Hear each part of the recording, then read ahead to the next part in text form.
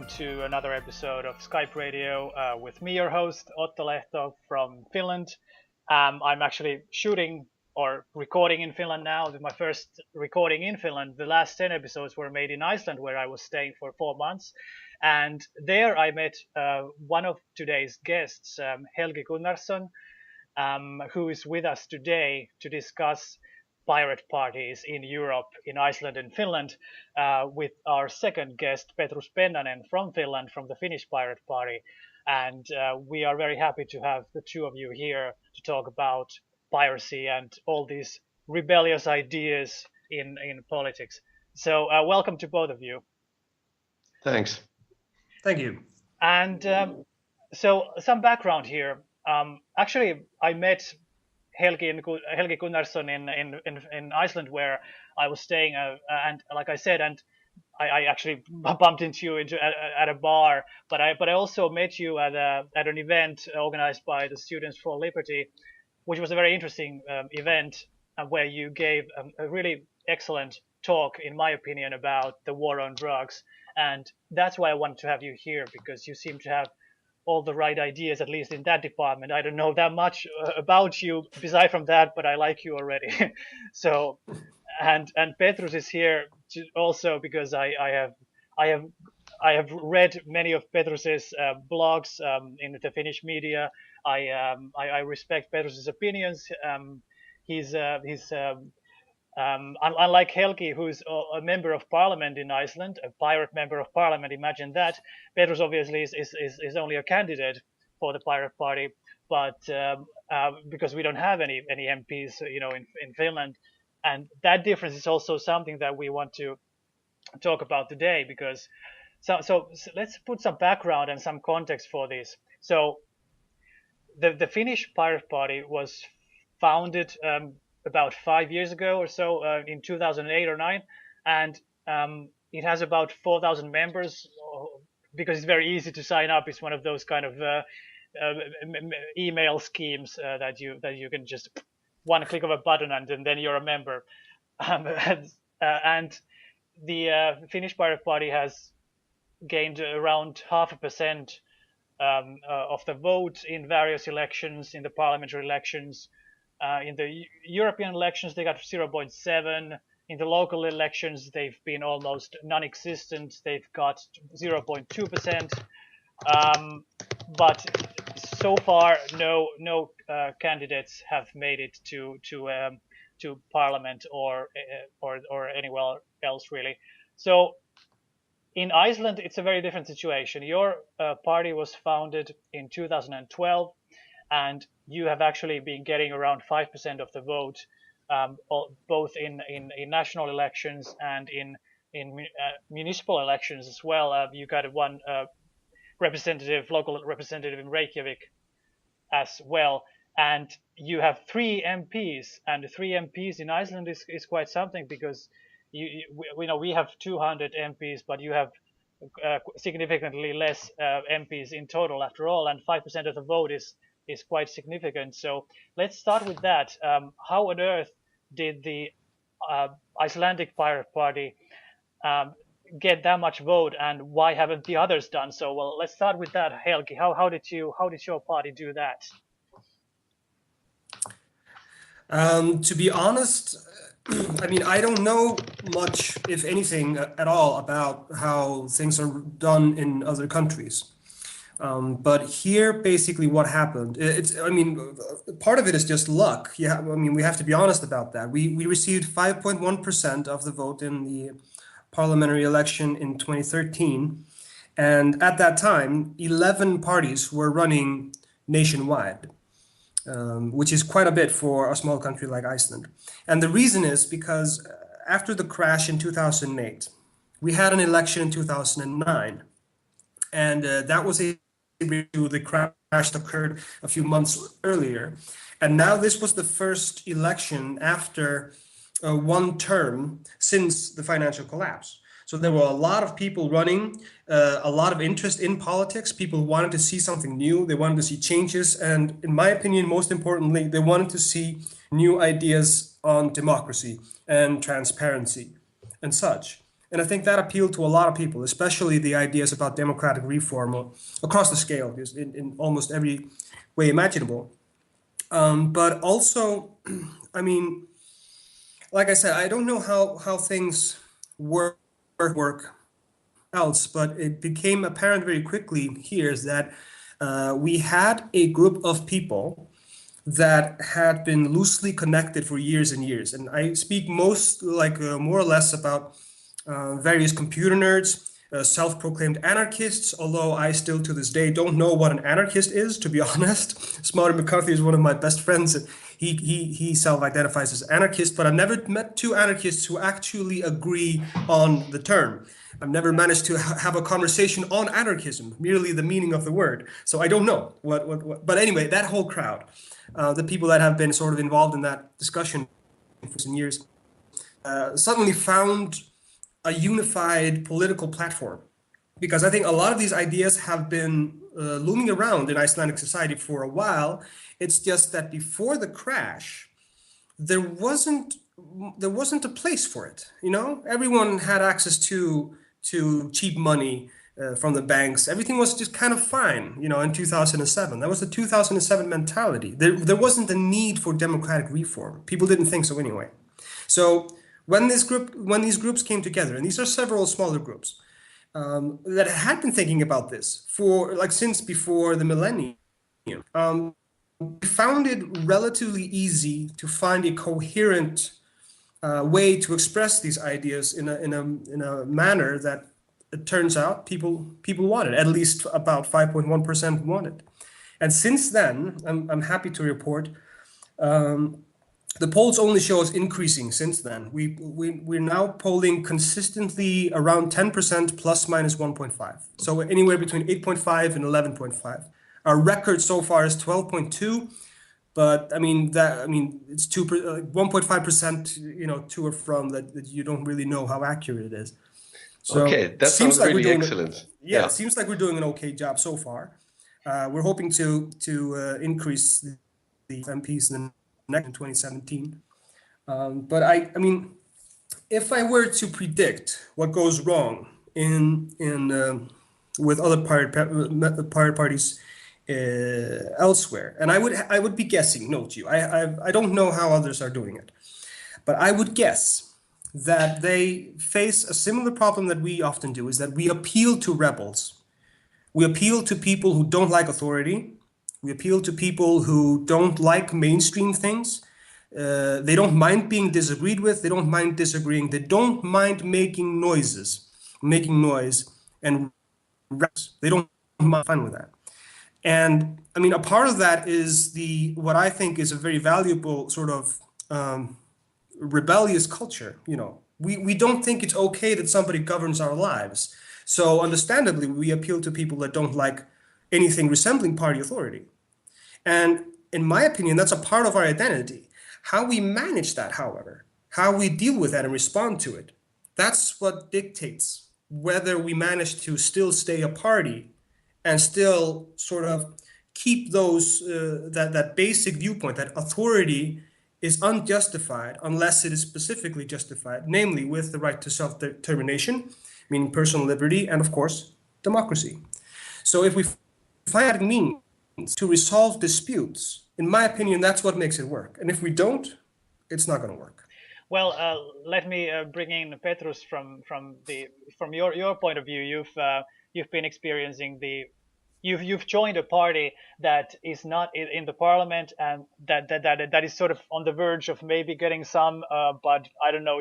It hasn't been such a success story as the Icelandic situation, and I think the Finnish situation is more common of the Pirate Party experience in Europe and elsewhere. That is, it's on the same level of kind of national successes as many other parties, and the Icelandic case is really the exception here. But Petrus, what is your feeling about what's good and bad? What's going wrong with the Finnish Pirate Party? Let's put it that way. Yeah, well, Helgi, I'd like to ask you, did you get a lot of media coverage before the election? Or I guess in a country such as Iceland, it's kind of easy to get word of mouth going around. But how was it for the publicity? So was it word of mouth, or did you also get media coverage? Yes, we did get media coverage. Most of it was relatively negative, but we did have one sort of giant thing going for us, which I neglected to mention earlier, and that is the fact that Birgitta Jónsdóttir was already a member of parliament, Yeah. already had a bit of a personal following, and so people were paying attention to her. They had the media was interested in hearing what she had to say. Because she's been there for 4 years. Now, a lot of people don't like Birgitta. A lot of people like Birgitta, understandably, because she has opinions, and that's how that works. But that definitely gave us a boost in terms of getting the message in some way. Always showed us some interest. Although, I mean, we also noticed that sometimes we were excluded from the debate, and to this day we still are. Often we find it difficult to sort of squeeze ourselves into the discussion because now we have 6 parties in parliament, and when you have 6 parties in a country of 320,000, it's easy to exclude the smallest one. I think for political success, the most important factor is basically being known. So that's basically through media coverage, unless the country is very small. And I can understand when you have one member of parliament and you have a population that's kind of easy to reach, and even if you get negative media coverage, it helps spread the word, and then you can get a significant percentage of the vote. So basically, how I see the Pirate Party in general, we have very good ideas. So the first, like individual freedom and also economic freedom to some extent. So having some of the ideas from libertarianism, that's a great starting point because no other party is basically for freedom like the Pirate Party. And then there's also intelligent people. But I think the main problems are that it's basically not known. The party is not known. So most people, they have heard the name maybe once or they haven't heard of it at all. And if they have heard of it, then they just identify it with like piratism, so nerds and stealing, so that kind of thing. And that's never going to attract much more than like 1% of the vote, which we already got. So there's a very limited number of people who are very enthusiastic about copyright issues and digital rights and so on.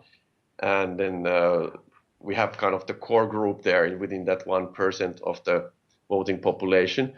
But then the biggest challenges are basically to get some media coverage to get known for the wider audience. And then the second thing is that it's not about your copyright and stuff like that or digital rights, because for most voters that's still a small part of their life.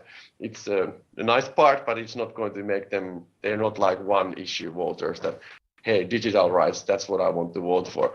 Of course, they want to have a nice economy and safe environment and culture and so on, and basically security politics and economic policies and so on are the main factors for most people. So the biggest challenges are basically to broaden our scope so that we are not a one issue party in the minds of voters.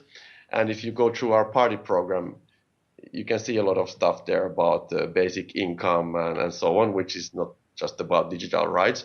And that's appealing to people, but it's not known. So it's kind of a marketing challenge. And then it's also a resource challenge because we don't have basically any funding from anywhere. And the people who are active are mostly students or young people. They don't have money. So there's no one giving us money. And that then reduces the chances for, let's say, advertising quite considerably. And there's also the challenge that there's, sorry, just to say one more thing, there's a lot of people who are members and who are like clicking like online, but then it's difficult to get people to do things in practice, like go somewhere and actually be physically present and do things for the party. Yes, and I would just add that issues like the Wikipedia, I think it's very appropriate to quote Wikipedia on the Pirate Party's ideology, because that sort of encapsulates, I think, much of the pirate ethos too, like Wikipedia and the wiki ideas and all the WikiLeaks too and all that stuff. But the Wikipedia defines the Pirate Party's ideology as supporting civil rights, direct democracy, reform of copyright and patent law, free sharing of knowledge, open content, information privacy, transparency, freedom of information, and network neutrality and stuff like that. And that's I think that's half general stuff and half like very specific kind of technological society kind of, and this is the reforms needed for that. Um, but it's also like you mentioned the one issue party versus a general party, like ideas that you have like direct democracy or basic income and so on. At least in Finland, it's very difficult to break into that market, as it were, because we have the Green Party, which I am a member of, where those similar issues are on the agenda. So if people just want basic income and civil rights and environmental issues, they can vote for Green Party or whatever. And we also have kind of a similar attitude towards copyright in many ways than the Pirate Party. So it's kind of, it's also about, is there an opening for a party? It's always like, it's always difficult being the one at the bottom, like and to create a specific niche for yourself, right? And especially I want to say one thing, which is that when I was looking at the ideological position of the members of the Pirate Party in Finland, which is the only one I really know, but if you look at, for example, the results of the kind of surveys on the internet about candidates' ideological position, if you look at the Nolan chart or similar, where you have left and right and progressive conservative on the Pirate Party candidates in Finland, it sort of looks like someone vomited on the Nolan chart. It's sort of it's pretty much all over the place. It's very very scattershot, like someone shot a shotgun at the table. So maybe it's a problem with the chart that the axes there are old-fashioned and they don't really fit the modern times anymore. Well, that could be. But I guess my question is that if people take, for example, economic issues very seriously, then sometimes it's very difficult for people to find, in a way, because there are other parties where there's leeway for specific issues and so on. But if you have a party where some of the core issues are kind of up to individual candidates, then it's maybe difficult to see what the overall position is. Well, I do see that I don't see that we share a lot of the same things as other parties, because I don't see any other party which is really has a basic fundamental approach on freedom. And then I think also the big differentiator is that the Pirate Party is a reason-based scientific party, in my mind at least.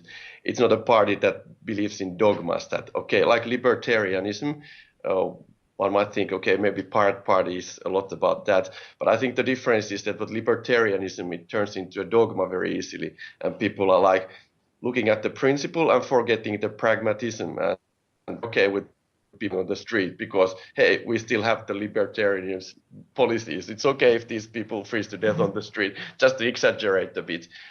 Whereas I think with Pirate Party, it tries to be free of dogma.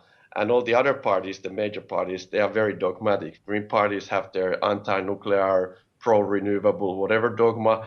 And, conservative parties have their dogmas. Leftist parties have very much the leftist dogma. And the point of the Pirate Party is that it's a party where people actually think about things themselves. They don't just the truth as it's given by some authority. And that's the big differentiator. But just in terms of the ways to increase the voting percentage for Pirate Party, I think it's not about the ideas. We have the ideas. It's about the publicity, because at least in Finland, the media have a very strict policy that the parties who are in the parliament, they get media time. There's a new candidate for those parties. They make a big story of them, so on. But Pirate Party is like nothing, because it's considered not a parliamentary party. And if there's a story, it's typically one story per year, which is like all those other parties which are not in the parliament. Then Pirate Party paragraph, they're crazies who have their fringe ideas.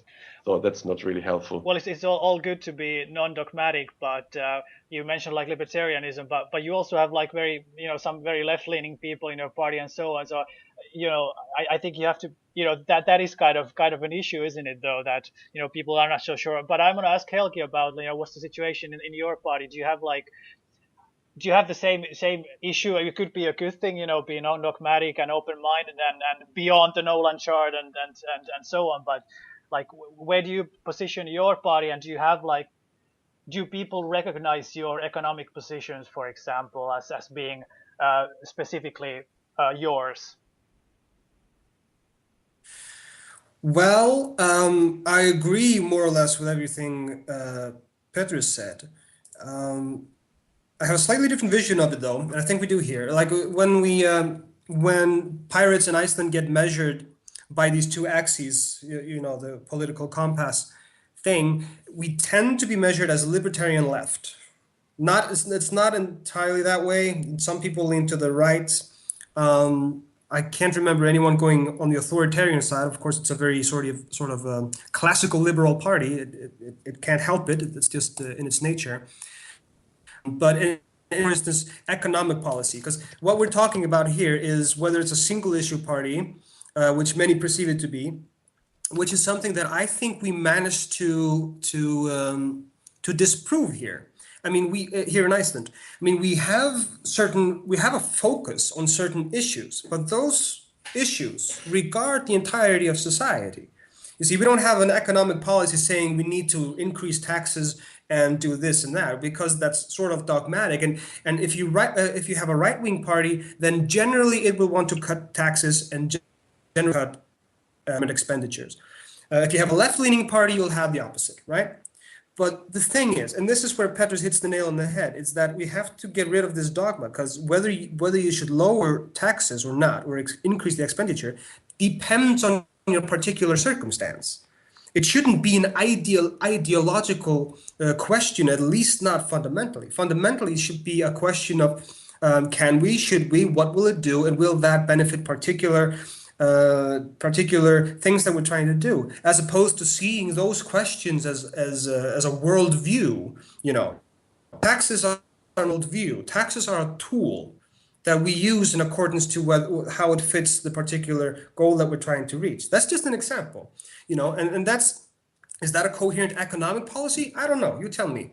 Frankly, I don't care very much.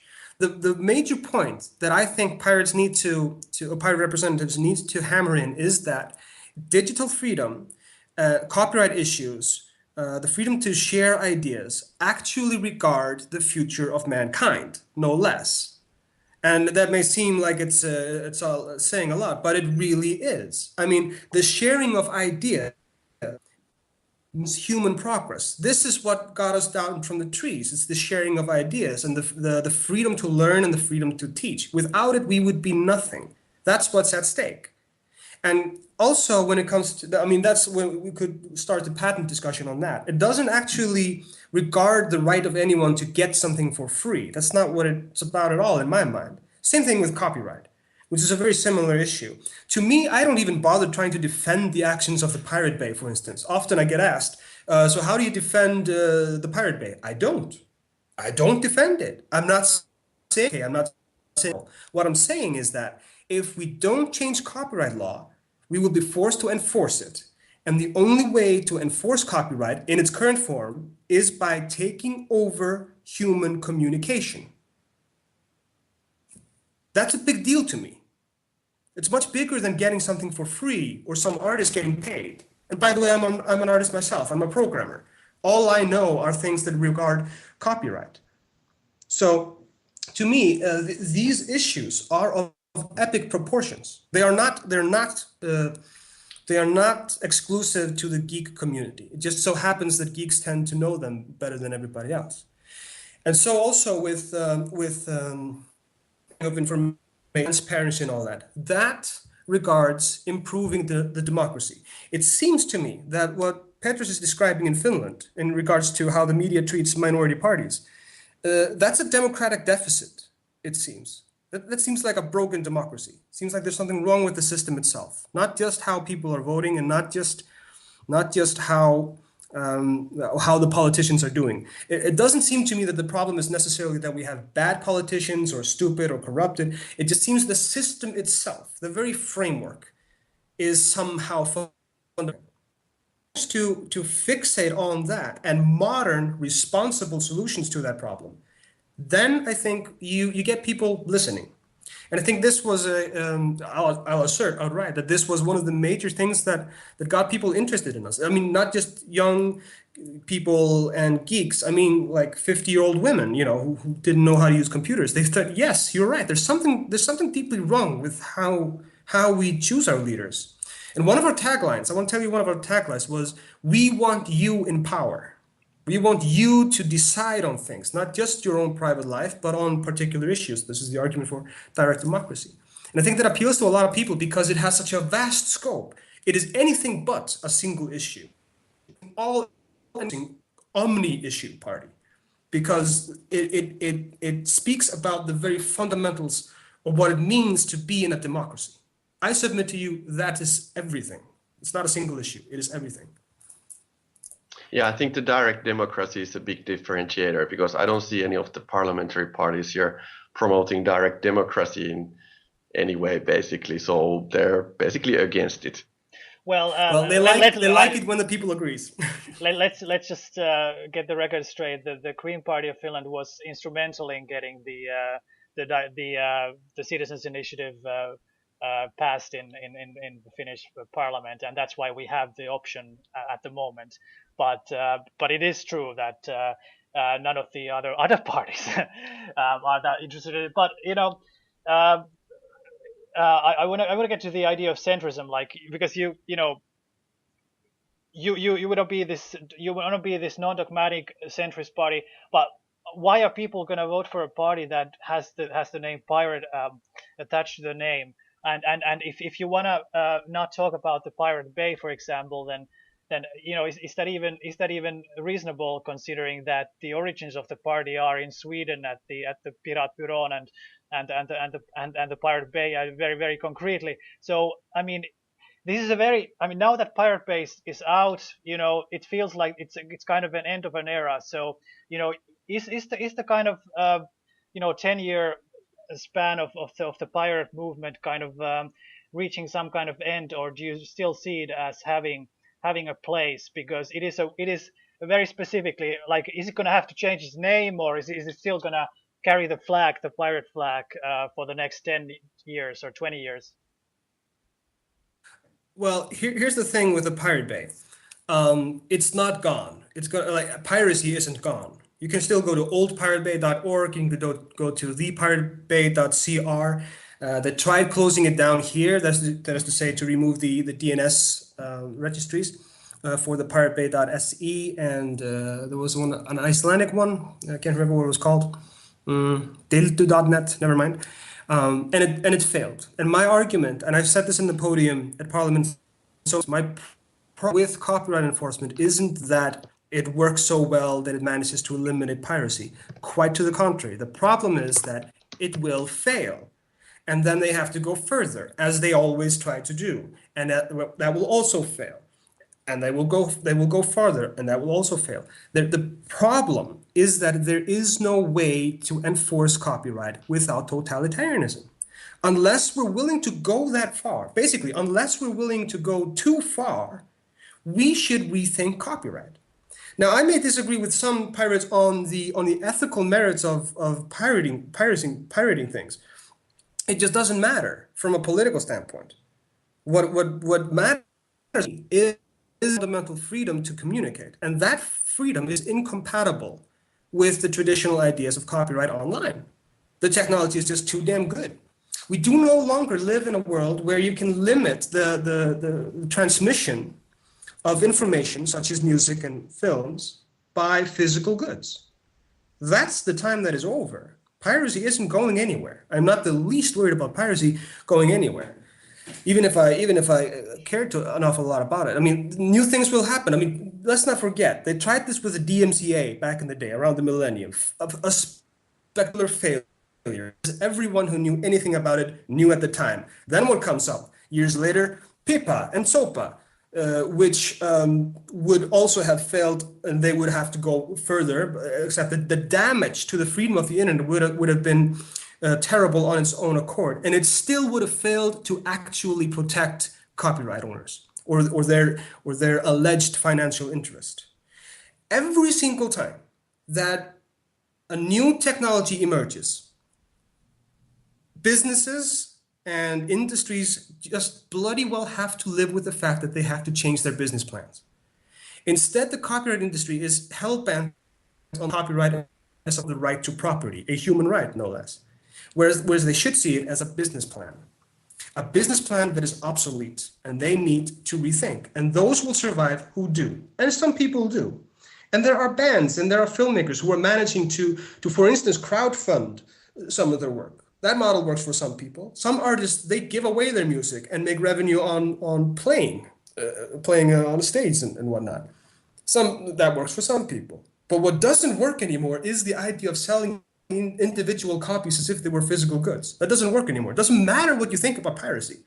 My personal opinion on whether piracy is a good or a bad thing, it has absolute effect on the reality of the technology before us and the weakness of the traditional views on copyright. That's the main issue. Right. So Otto, you were talking about the word pirate and if piratism not really going up anymore. So yeah, I do agree that the word pirate is not trending up at the moment for the last year, actually.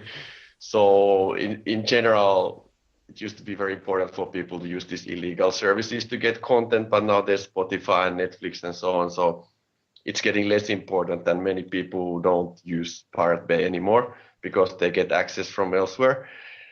But and then yeah, the party, basically, if I was starting a party from scratch, I probably wouldn't call it Pirate Party.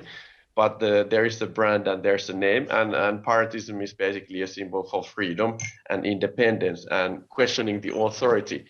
So if we talk about piracy of BitTorrents and stuff, that's not trending up, but thinking for yourself and supporting freedom and right for people to vote about their issues directly, I think those are very much trending up. So I think there's a huge potential for the party, and people who hear about these things, they are support, and they don't find these ideas being promoted in other parties. So I think the movement has a lot of future. So the pirate word itself is perhaps not the best one at this moment, but it has an ideology which has a lot of potential. Well, let me ask about that. Because Pirate Party started in Sweden, like I said, but it has become a European-wide movement, and even outside of Europe a little bit. Many of its issues, like privacy, surveillance, copyright law, are global in character, and they do not respect national borders. But yet, it only won one seat in the European Parliament in the last elections, and it doesn't seem to be gaining much ground on the sort of level where it probably should be, because that's where all these agreements on international copyright law and so on are being negotiated. So why do you think the pirate movement has not gained that much, or has actually lost seats, to my understanding, in the European Parliament? Because it seems that these issues are not going anywhere. So how do you explain that? I mean, do you have any ideas? Yeah, in my mind, it's really about this gap that exists in many countries between the parties which are in parliament ones, and so it's really difficult to break through. So in the last European election, the Czech Pirate Party got 4.8% of the vote, which is pretty significant. That's 72,000 votes. But they didn't get anyone through because there's a threshold of 5%. So there's like these legal and media thresholds that really are making it very difficult for small parties to gain mindshare in the larger population. Okay, but the Czech case is very special because they really got 4.whatever%, but I mean the other parties did not in other countries. So I really want to ask you, I mean, why do you think? I mean, it's not like they're a major success story in national parliaments either, with the exception of Iceland and a few other places, a bit of Germany and too. But don't you think that they should focus more on the European side of things and try to get things past there and maybe put some more focus on there, because it seems that that's where a lot of the issues are dealt with? Well, the election was last year, so it's going to be again in 4 years. So I don't think the party should focus on European level issues solely. So of course it's a lot about the local decision making as well. So direct democracy on all local decision to the European level or whatever, world level even. Do you have any ideas, Helgi? Do you have any opinions on this? No, I think how these parties are run is so different between countries. I don't know how the Czechs were going about doing things. I just don't know. But these thresholds are a huge problem as well. And I mean, let's not forget, we were not here in Iceland. We were not that far from the Czechs in this regard. We got 5.1%. We were 200 votes over what we needed. 190. If 200 people fewer would have voted for us, we would have gotten 0, and we'd be where everybody else is.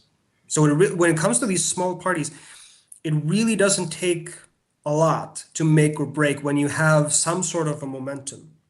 And I think basically the reason that we sort of lost Europe in a sense, or at least one of the MPs, both of them, and got a new one, which I am happy to learn, has decided to focus on the copyright issues, because I think when it comes to Europe, to the European Parliament in general, I think copyright really is the only thing that we have to do there. The rest, when it comes to diversity and of all that, I think that's on a local level. I agree with Petrus on that, especially on a national level. I think simply now we didn't have the momentum that we had when the Swedes first got into people. There was a certain momentum. There was a discussion going on. The Piratbyrån was a new and loud thing. It was everywhere, and everyone was talking about it. And that was simply not the case anymore. And so they would have needed more and more effort to sort of sustain that, that achievement, which sadly enough didn't happen. But this is all a work in progress. So I think in the next elections, the circumstances may very well touch. There will be loud issues calling for the attention.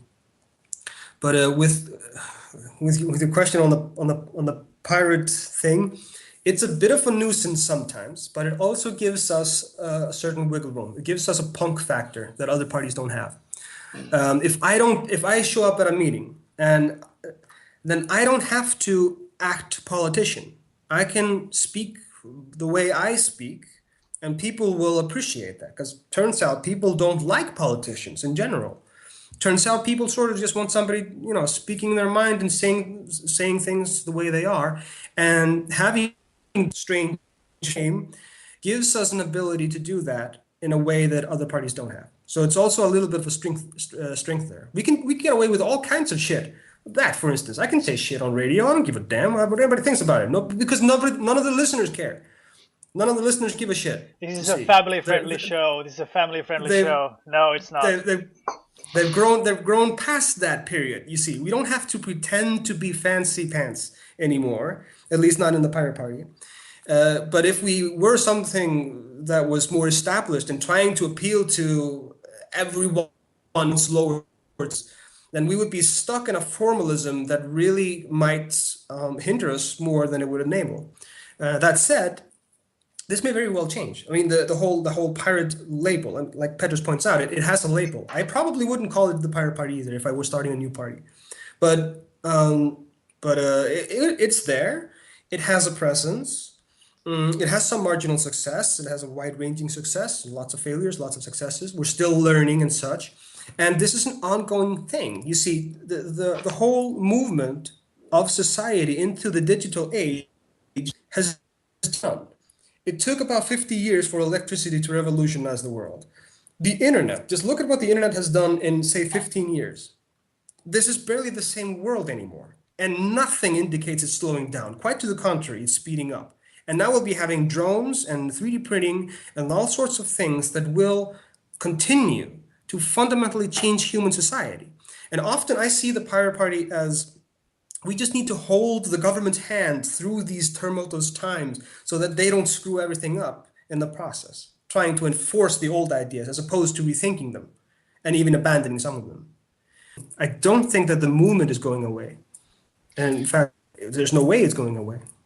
Yeah, and one point I could make is that many people in the Pirate Party, I don't think they're in it for success. So if you go to these major parties, you have people who have career as a politician. They've been going to the youth organization of their party since they were 16 years old, and they're really working their way up. It's a career. They're building up their resume and so on. And for me, I don't have some personal benefit to me. I'm doing very well. I have managed a company, it's making profit. I have money and stuff. I don't want to get a personal ego thing out of this. For me, it's enough if I write some ideas, which I think makes sense, and some other politician from another party reads them and starts to promote them. That's great. I'm happy then. I've done my job. So I'm happy to get elected and do it directly, but I don't consider it like a game of, hey, we need to get X people through and then we'll be winning. And if we don't, we have lost and, get depressed. That's not the game we're playing. And just one more point about the limits on the parties. So for Finland, the parties don't get any kind of, there's a payment to each party based on the votes they get, but that's only for the parties who get a member of parliament through. So if you don't get one through, and even still you get 10,000 votes like we do, or more than that, you don't get a penny. So if we would get the same amount of money per vote as the large parties get, we would have like 100,000 euros to spend, which would make a huge difference. As I said, it's very difficult. Some large corporation, media corporation, makes the stories about you, and this way you get the audience and you get the voters. But I'm happy if I just get some other politician reading our thoughts and working on them and promoting our issues. So that's very good as well. So it seems that this conversation and the voices that Petrus here is voicing are kind of both the good and bad side of the pirate attitude, in my opinion. I personally have voted only for two parties in my life, and that's the Greens and the Pirates. And but there's like it's a choice also that people make. Do they want to? What are the goals they want to set in politics, right? So, as we're pulling this conversation to a close here, I just want to focus on this issue one last time. Do we want a marginal party that accepts itself as a marginal party? In some countries more marginal than others, let's say, but which is just happy with focusing on those couple of issues that it wants to get through, and in that sense, it's a one-issue party or a two-issue or a three-issue party, or does it want to become the next government coalition party, which wants to have its say on everything else, on the hospital projects in Reykjavik and all that, and then have a very strong platform on all issues possible. So I guess what I'm asking is, if we get to the point where this threshold, the lower threshold, through electoral reform is reformed, is the Pirate Party content with having 1%, 2% of the vote, a couple of MPs, and just pushing for those couple of issues, or should it aim for becoming the kind of dominant, whatever, progressive or radical or futuristic, the singularity party of the future? So how do you see that? I mean, it's also an aesthetic choice, isn't it? It's an ethical and aesthetic and tactical choice that you have to make, right? But I don't see it as there's some of these options that you described, that, hey, we are a one issue, small party, or a platform party or something. I don't see this whole thing in those terms. I mean, I don't think we are a one issue party. That's clear. We have very strong issues, which are freedom, reason, science, direct democracy, the right for people to decide on their matters. And those are not one issue. They are a very wide platform, kind of infrastructural platform, like Helgi was talking about, not talking about, hey, 100 euros more there or less there. It's talking about the whole system, how to make it work better. And it's not, for me and for the others in our party, it's not the point of like, hey, how big will we be? Will we have 10% or 20 or 30 or whatever, and how many? It's not the point. The point is infrastructural reforms in place. And even if we never have any MEPs, but we have better direct democracy, individual freedom, a simpler way of governing. The public government will be simpler and more effective. We'll be happy. It's not a question of ourselves and how much we will get. It's a question of changing the society in a fundamental way to make it better for everybody. Let me just catch that ball right there and start off by agreeing with that entirely. I smiled to my ears when he was talking about earlier that pirates generally don't want careers. Is a bit of a problem sometimes here. Like I had intended to only be one term, for instance, because I like being a computer geek. That's what I do. It's my thing. I like it.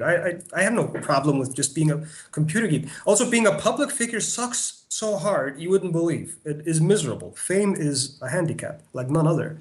But luckily, I'm a pirate, so I can be drunk downtown and nobody's going to be surprised about that.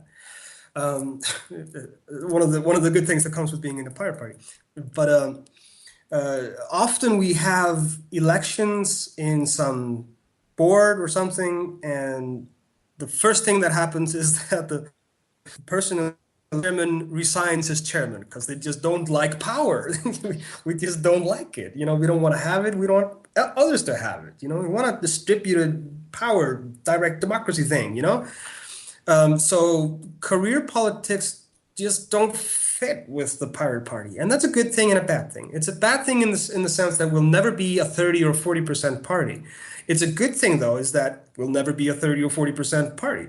It means that we can stay true to our goals and our ideas, and still do some good without being simply part of this that we're trying to change. That's a very important point, because the moment that a party becomes big in terms of, say, anywhere between 20 and 40%, it starts trying to appeal to everybody. And when you just have to sort of be less precise about what you want. But if you ask the pirate party, like, oh, what's your stance on economics or the environment? I mean, long story short, I'll say those views are modern. They'll differ between individual parties throughout Europe. They'll differ between members, which is normal, but they'll be modern. They won't be stuck in 17th century philosophy. But then I might ask, in this party, where's your stance on copyright? How do you feel about drones? What are you going to do about 3D printing when everybody starts printing guns in their homes? Do you have a policy on that? Probably not. So I might as well just call the Independence Party and those they don't have all the issues figured out. You see, it's not entirely accurate to just take those particular issues which have been in the mainstream for the past 60 or 100 years and simply assume that those will be the issues that forever shall govern politics. It isn't that way anymore. The world is changing too fast. Remember my latter point. I think I'm done for now. All right. Well, I think the Icelandic case is probably a good idea of what the pirate party can be and probably should be, in the sense that it should aim to be. Okay, do you have a point you want to make? Yes, I forgot. Yes, an important point. While of course, I mean, we have 5.1% now here, which is 3 MPs out of 63. Now we need more people. In my opinion, we need 6 or 7, or I mean, as many as we can have to do as much as we can. But we still do good things, even though we're just 5%, and even though we don't decide what the law becomes. A minority party with a very special agenda gives you the power to point out things that otherwise nowhere would be seen. So, for instance, when the government introduces its new horror totalitarian bill, because there's a volcano eruption and therefore the government needs to control everything, then at least there's one party saying, hey, wait a minute, that's a bit insane. Have you checked this out? And that actually helps. It goes to the media. We've passed that threshold that Petrus is talking about. We've passed that threshold. We're in the media. People do listen to us. It does matter what we say. And it does bother them, the bad guys, the ruling parties, when they don't get to do whatever they want, and nobody knowing, and somebody actually knows what they're trying to do and opposes it. It matters. Even if we're just 5%, it matters a lot. It matters a lot. So we can do a lot of good things, even though we're in a minority. But of course, it's always better to have more. It goes without saying. But we do a lot of good things, just being in there at all. Well, that's fantastic, Petrus. Why should people vote for the Pirate Party or for you, for example, in the next elections, and instead of some of the other parties, either some of the other small parties or some of the other bigger parties, existing establishment parties? Yeah, well, that's because we are not about the dogma, and like you said, 17th century philosophers, maybe some parties even have 19th century philosophers. What's wrong with 17th their and 19th century philosophers? I object. No, go on. Yeah, so it's really that the world is changing fast, and you need to for people to, and the decision makers, to think about things based on science and reason, and make practical decisions that respect the individual freedom, liberty, right to privacy, also the power to decide for the people themselves through direct democracy, which is possible these days. So these are really things that we need to get done to have a happy future. And that's why people should vote for the Pirate Party instead of voting for the parties who base their thoughts on the 19th century or 17th century philosophers. Well, I hope the pirate flag will wave long and hard in the airs and seas above and around European borders for a long time. And I want to thank Helgi Gunnarsson and Petrus Pennanen for being with us today. Unless you have some parting words, I want to thank both of you, and yeah, God bless piracy and everything else. Okay, thanks. Yeah, very inspiring discussion. Thank you. Yeah, thank you all the same, and good luck.